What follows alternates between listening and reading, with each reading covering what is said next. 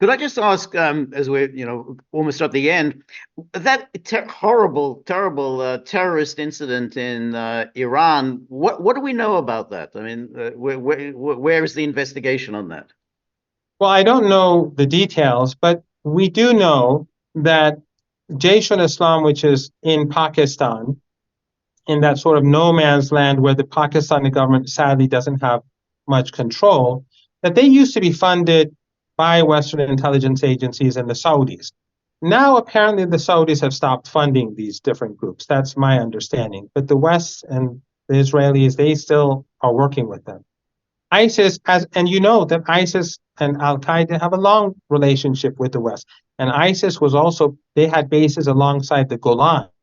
And when the Syrians would attack their positions, the Israelis would bomb Syrians. They would use artillery to defend ISIS and Al Qaeda because they were alongside one another, and they would treat their injured. So the Israelis have a strong relationship with ISIS, and all these different terror groups like the Americans, and they're not only good to put pressure on Iran during this period, but also they're good to threaten the Belt and Road Initiative, the different corridors in Asia, that these are good tools that the West can use.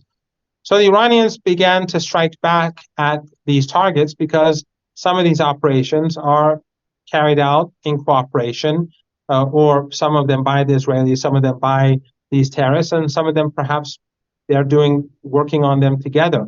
I don't know the details, but I think that the escalation in terror attacks is definitely linked to what is going on in Gaza.